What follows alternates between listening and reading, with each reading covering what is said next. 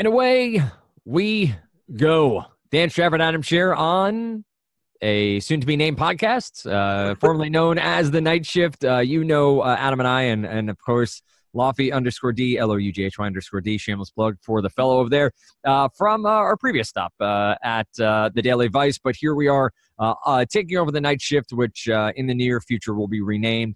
There are some good ideas out there. I'll say, there's some bad ideas out there. But, hey, we will come up with one that works for this podcast. It will be turning into an early morning podcast, much like you've heard from me and Dave in the past at FanVice and at Fantasy Insiders, now here at Awesemo.com. And happy to be here doing the podcast with Adam. Adam, you have to be a little bit more loquacious than you are on the deeper dive, at least when you, Manny, and Dave were together. But how the hell are you doing? Doing pretty good. There it is. Yeah, I have to. Yeah, can't get by with one to 2 to 3 words anymore without Manny over there hyping it up. But I mean, you can. It just makes for a very short show. Yeah, that is true. But no, doing pretty good. Excited for baseball season to wrap up. Excited to hopefully be talking some basketball soon. Yep, basketball just around the corner, and we had media day go by, and I don't know if you know this, Adam, but everyone is in the best shape of their lives. They are ready to go. They feel youthful, except for Jimmy Butler. He's the only one who doesn't. He wants out of Minnesota, and I'm sure you all have heard about that. We'll see if I've heard the Clippers, I've heard the Knicks, and the Nets. As a Knicks fan, don't trade for him. You're not going to be good this year. There's no reason to give up any sort of assets for him. Sign him next year. No reason. Yeah, the list of teams that he wanted to be traded to was a really odd list in terms of teams that would have any interest in him. Well, it's also the question of, and I am genuine in this. I don't dog anyone for what they do as a professional athlete. If you want to go make money, great. If you want to go win a championship, great. Like, hey, your prerogative. I'm working to make money. That's why I work. If I didn't have to, I wouldn't. Let's be clear. So him saying those 3 teams, people are like, oh, clearly he doesn't care about winning. He wants to go places where he'll make the most money. Well, yeah. Yep.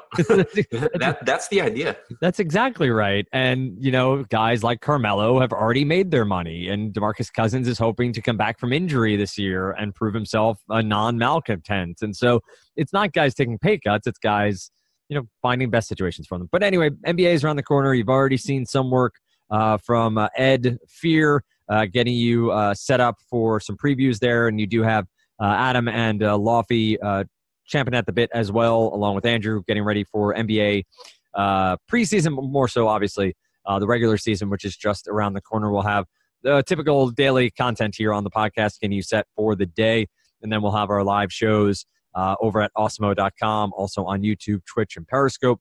Ongoing discussions about what's where and when it's going to happen. So with all that said, what Adam and I are going to do here, we're not going to do our 60 to 80 minute breakdown that we may have been doing earlier in the year. We're going to take a look mainly at starting pitching here. Look at what Adam has from a statistical point of view. We'll look at what matters. Obviously, that is that time of year where there are still some playoff races going on, some home field advantage stuff going on. So what games matter most? And then we'll leave you with some ideas of where research can go. And then you get Josh and Jake usually first thing in the morning getting you set with some of their first looks and the process show with Adam or Dave, along with Josh around 11 o'clock, 11:30 each and every day. So lots of content coming your way. We're going to break it down quickly here. Well, obviously, we also watch our lineup struggle here as we do each and every time. So a deep slate here, a 12-game. There is a 3-game early slate. Have fun with that. We'll be in Slack chat if you want to talk about that one. But as we wind down the end of the year here, Adam, there's some great pitchers on the mound. And there's some great pitchers in very fine spots, ones that have some major upside. It's crazy to see this time of year, and I know the weather's cooled down a bit in Colorado, but Marquez is over 10K on DraftKings at home in Colorado. And listen, I know he's been great, and I know you've been on him for a long time this season. You were one of the first people I heard talking about him as being a very skilled pitcher and had the upside. It's crazy to see a home pitcher over 10K, of course. And I think the craziest part is I looked and I'm looking down the list. I'm like, oh, Marquez is the 3rd most expensive pitcher on the slate. I like this slate. And I'm still interested in him at over 10K in Coors Field. Well, it becomes that sort of reverse psychology and ownership where people do exactly what I just said. Oh, it's a pitcher in Coors Field. This is a bad idea. And ownership goes down significantly because of something like that. And especially the time of the year, people don't want to take as much risk as the season winds down. They don't want to end the baseball season with losses. And so you're going to see lots of people taking less risk in GPP lineups where Marquez has gigantic upside here. In this matchup with Philadelphia, tons of strikeouts going on in that lineup. You have Chris Sale against Baltimore. I don't know what his pitch count is up to. I know he was 3 1/3, struck out 7 in his Friday start. Is working his way back up to a regular limit, but I'm not sure if he's really pushing to 100 or 110 as of yet.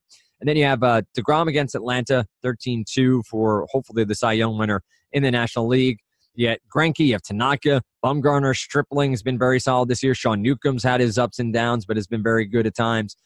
Jake Odorizzi against Detroit has some upside. Taking a quick look through here, the top end, let's say 7,500 and above. What are some of the names that stand out? What are some of the numbers that, at least first glance here on the podcast, jump out at you?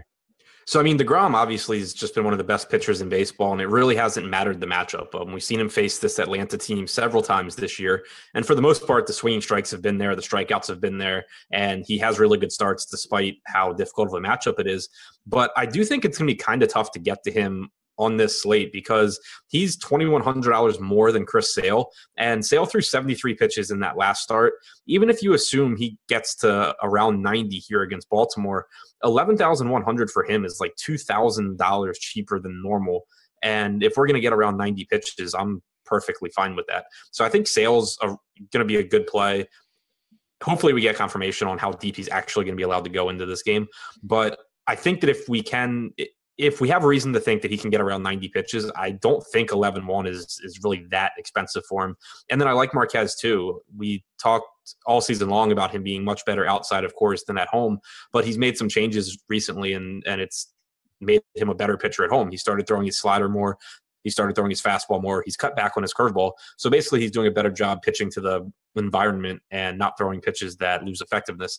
So both of those guys, I think, at a discount from DeGrom, offer pretty close to as much upside, as DeGrom in a suboptimal matchup against Atlanta. And then you throw in Tanaka too, going into Tropicana. He is someone who we talk about it a lot. He doesn't come through all that often in terms of reaching his ceiling, but this is one of the league leader or in swinging strike percentage and in chase percentage, swings at pitches out of the strike zone. So any given start, he can go out there and throw up a 40 spot too. I think that that's where I'm going to want to live basically for my SP1 is in that Sale, Marquez, and Tanaka range. Yep, makes a ton of sense, and I think DeGrom is going to be fun to watch, but this is one where I'm not going to roster him. The price point probably going to keep me away, but haven't done much roster construction as of yet, but I'm with you on the Sale pitch count. If you hear it's between 90 and 100 or even 85 and 95, there's just gigantic upside, and we saw his efficiency last time out in 3 1/3, striking out 7 with 0 walks. It is a Rays team that is middle of the pack last 30 days with strikeouts. And Tanaka has the upside there. I think, though, most of all, the one that does stick out to me is Marquez. And I'm not a Marquez guy. Like, I haven't been all year. I've stayed away. But looking before we started recording, he's the name that stood out just because of the price point, as I said. The changes are legitimate. And the changes in pitch selection at home matter so much for these Colorado pitchers when it comes to curveball and the slider because the plane, like the way the ball breaks and the way the lack of ozone or whatever the hell it is, air or whatever they do there in Colorado, it really does affect it. And so this time of year, it's weird because the weather is changing a little bit and the ball does have a little bit of a different break. But I like Marquez a lot to be low owned at 10-2 just simply because of name value. Going sub 10K, but on down to Stripling, Newcomb, you have Heaney at home against Texas, who obviously has some high K upside. Edwin Jackson for Oakland against Seattle, somehow or another has been a very solid pitcher. He's had some clunkers in there, but he's been more than solid for Oakland on the year and has a matchup here with the Seattle Mariners there in Safeco Field. Boyd against Minnesota.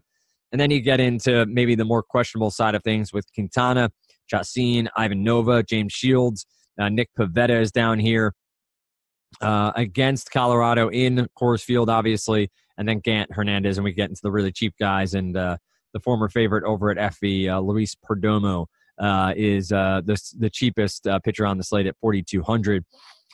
What are the mid-tier guys? What are the guys here in the mid-ground that at least further research should yield, or names that you think should be in player pools to start the day as people start watching the different shows on Awesemo.com and start to do their own research? Yeah, I think the mid-range here is pretty stacked, and it's going to make it so, honestly, especially in tournaments, you don't even need to pay up for an ace, I don't think. But like Bieber against the White Sox, that's a matchup where he has a lot of upside, even though at 8,900, he's a little more expensive than I'd like. Bumgarner, I'll be interested to see what the popular opinion on him is. I expect he's going to be a guy that ends up being what I think is pretty bad tournament chalk, because he's at home, he's facing the Padres, and everyone loves taking those pitchers. And in cash games, I think it's okay because he does pitch better at home. It is a pretty good matchup, but I just don't really see the upside at that price point, especially if he's going to be popular. I would rather go down and take, I guess, a little bit more risk with guys like Andrew Heaney in LA, Jake Odorizzi against what will probably be a right-handed heavy Tigers lineup. I think both of those guys offer some upside, as does, Matt Boyd, and even Quintana at a $7,500 price tag is okay. Not anything I'm going to get excited about, but below those guys, it gets pretty ugly. Like, obviously, you can always roll the dice in tournaments on cheap pitchers because, getting bats is how you win tournaments. But Pivetta going into Coors is a tough one. John Gant has a tough matchup with Milwaukee. Everyone below John Gant sucks. It's kind of tough. I mean, Felix is washed. Jeffrey Ramirez has a bad matchup against Boston. Yohander Mendez is not very good.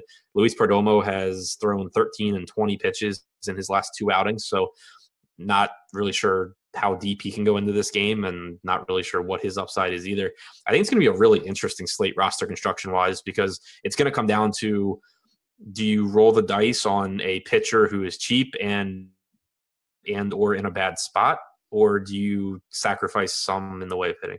Yep. I think Heaney's a name that I'll do more research on. Back of the envelope sort of math here. Looks like a good matchup. He's had a pretty good K-minus walk ratio on the year. You look at a team like the Texas Rangers, 22.7% K percentage against lefties. That's middle of the pack. It's nothing that's going to blow you away, but obviously active roster-wise, there are enough Ks here for Heaney to have some upside. What's your take on Boyd as a pitcher? Like, as the season has gone on, we've seen some really big outings from him. You look back at the game against St. Louis with 11 Ks and just one walk, but you've seen some real clunkers like the one against Kansas City. Now, only 2 earned runs, but he did still give up 2 home runs. Home runs have hurt him a lot. Is this a matchup here with Minnesota in target field that has upside, or would you rather stay away because of the other pitchers in that price range? Yeah, I mean, I think Boyd overall is a pretty mediocre pitcher. He has enough talent to put together some good starts from time to time, but I just don't think he's someone that's great. I think that when he started out the year really well, he got overhyped by some people who wanted to be right about how good he was, and I still don't really think they were. Are we naming names, or are we? No. Okay, all right. Just friends in my DMs. Yeah, but yeah, I mean, I think he's okay. And I think this is a pretty good matchup against Minnesota, but it's not something I'm going to prioritize. Like, if I'm running 150 lineups, then for sure I'll have some, Boyd mixed in with my Heaney and my Odorizzi, but I expect that I will prefer Andrew Heaney. I expect I'll prefer Jake Odorizzi to him. I was going to make some bad joke, like you never want something mixed in with your Heaney or your Odorizzi, but it didn't really materialize. It didn't happen fast enough. Taking a quick look here at DK, just seeing what sort of tournaments they have. A $10 for 150K prize pool, 50K to first. That's been pretty typical on the year. Doesn't seem like they're running out anything major on this slate. I assume Friday we'll see some way too large baseball tournaments for no good reason. Yeah, I think Friday's the King of the Diamond too. So yeah, well, are you tracking that one at all? Like, is that something? Like, is that something you care about? The last day of the last, major slate of the season. Is that something that you think will have any sort of real skill involved? I guess is the best way to say it when there's so many variables happening at this time of the year. Yeah, I mean, I don't think it's as big a deal with baseball as it is with, football or basketball. We've been talking about it a lot. Everyone just keeps bringing up, the standings and are these teams going to try? Like, baseball teams don't really they'll rest guys, but normally they rest them. They don't normally, just mass substitute their lineups in like the fifth inning or something like it's basketball or football at the end. So I still think that outside of probably a few predictable situations, the last day of the season will probably still be pretty normal. And I think the big thing in the AL is Yankees A's, right? Is the home field advantage for that wild card game. Yep. In the National League, though, it's a cluster F, I guess is the best way to say it. Like, there are just so many different scenarios happening between the Cubs, Brewers, and Cardinals, the Dodgers and Rockies. Yes, that's the 5 teams that are in the, so those are the 5 teams that in a variety of different scenarios could be in, could be out, could be in one game playoffs before even the wild card game happens. So if you're into the narrative of they need to win, which at this time of year isn't the worst narrative, I think that there is some upside there to look at those teams. What are you doing on the other side? What are you targeting when it comes to, by the way, playing Francisco Cervelli in DFS right now has been way too much fun. Like, did he do something again tonight? He has 2 RBIs, a hit, and a run scored, a double and a hit. It's just he's not good. Like, no, that's the lie. He is good. He's average. He's average, and he's a fairly good defensive catcher when it comes to receiving, throwing. We know that's a mess for him, but the home run, he had like an ISO of 17 or something at some point last year. Like, I remember me and Lofty specifically looking it up, and it was 0.017 or 0.019. And like, think about that. Like, it's just no power at all. And then to see him hit home runs this year has been amazing. Anyway, what are you doing from an offensive perspective? You talked about the bottom end. Obviously, Mendez and Perdomo and Ramirez, Felix Hernandez is washed. And this Oakland team is power-packed and has some upside. Those seem like plenty of places you can go to stack. Coors Field you can always go to. I guess this is the question, to clarify. Which pitcher here do you see having downside that maybe people will be on? So where is that tournament stack or tournament two players against a pitcher that you think may be owned? Is it against Bumgarner? Do you think that's where we should be looking, or is there another pitcher that you see as a potential tournament player, tournament option to go against or stack against? If Bumgarner is going to get ownership, that would be a great spot to get leverage, because at least at first glance right now, it seems like a slate where we're going to be kind of scratching the bottom of the barrel, trying to find cheap upside at amongst hitters. You're going to have Franmil Reyes at $3,400. Hunter Renfroe he's $4,400, so he didn't really get a discount. But Austin Hedges, I assume, is in like the mid $3K range as well. So that's a spot where it's not a great spot, obviously. Bumgarner's okay. The ballpark's bad for power. But if Bumgarner is going to be something like 30% owned and I can get a $3,400 power hitter in Franmil Reyes, that's a great spot to start, I think. Yeah, it is crazy to see, and I know it's San Francisco, so do not think I'm saying this is a great spot, but also the Giants price tags are absolutely bottom basement against Perdomo here. So if you're somebody who wants to really sweat out a 4-3 baseball game and hope for a home run or two, that might be the place you go to. Looking for any crazy lines here, early lines in Vegas. Angels are 4.9 runs, 6.2 for Colorado. Not surprising against Pivetta, who's had some obvious good games this year, but just doesn't seem like a place you want to play Pivetta there in Coors Field. Don't have a line for the Yankees. Rays, Cardinals, Brewers seem pretty in line at 4.4 and 4.2. And then we're getting into the earlier games here. The 3 early games are Marlins, Nats, Astros, Blue Jays, and Royals and Reds. Cody Reed on the mound. I know he's funny because I don't know if you do you follow Pitching Ninja on Twitter? I follow, not very closely, but I follow him. So you know what he does. He gifts different pitchers. I guess he had one of Cody Reed, and Cody Reed, who has like 300 followers on Twitter, retweeted it with "Look, Ma, I made it." That Pitching Ninja, and then Rob Friedman, I think the guy's name is, Pitching Ninja, retweeted that, which was just funny. These pitchers are starting to care that the social media is picking up. And it's fun also seeing when pitchers retweet him of another pitcher saying this isn't fair, or this shouldn't happen, or how the hell does he do this, to see the sort of interaction he's getting there. But it's been cool too, because some pitchers have actually taken the time, now that they've seen it growing in popularity, to sit down and actually talk about how they throw their pitches, which, if I were, a teenager or still playing in high school, that would be, pretty cool to follow and to pay attention to and learn. Well, that was Eno Saris, who is over at The Athletic now, but was at Baseball Prospectus, I think. Fangraphs. Sorry, that's right. Fangraphs. He was at Fangraphs. He used to ask for pitch grips, and he would take pictures and post them to Twitter or post them in his articles. And this seems like the natural progression of that, like the actual video evidence of how the pitches are working. But I think you're exactly right that there is a sort of opening up of the magician's tricks here, where more and more pitchers seem comfortable discussing grips and discussing mechanics and discussing how they go about things. So as a fan of the game, it's been fun to watch, but I think your point is even better of, if you're a 13-year-old, 14-year-old who has some skill and maybe some upside, to be able to sit down and listen to a Max Scherzer talk about grips, or a DeGrom, or even some of these up-and-coming pitchers, even a Trevor Bauer, as crazy as he is, to hear him talk about it is pretty damn cool. Any final thoughts here on this slate? It's a wide-open one, 12 games, lots of different ways to go. Pitching does seem to be middle tier for GPPs. You do have some upside up top where maybe a Marquez is lower owned.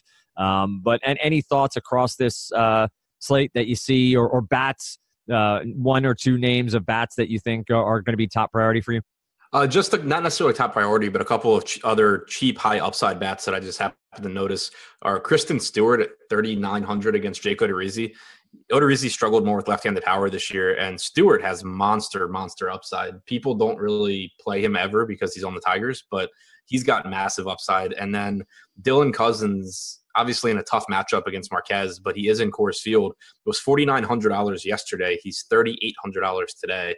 He's a guy who strikes out 40% of the time, but he also can hit the ball really, really far when he makes contact. So those are the kind of guys that I'll be looking for as one-offs in tournaments. If I do have to go down for value plays, it's guys that, if they connect, it's going to be a home run. So, I feel like if I was on a podcast when Kristen Stewart first came up, I'd be making some sort of bad Twilight reference. And I make the Twilight reference, and then it would go over your head. And then we'd move on from that. And then EMAC would make the same joke 3 days later.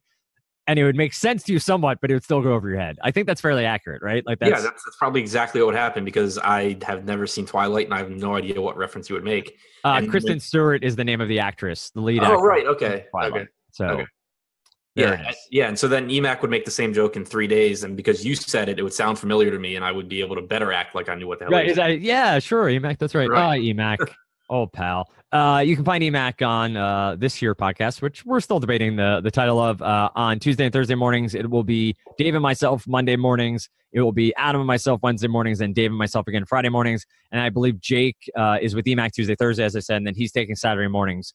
So we'll have podcasts 6 days a week.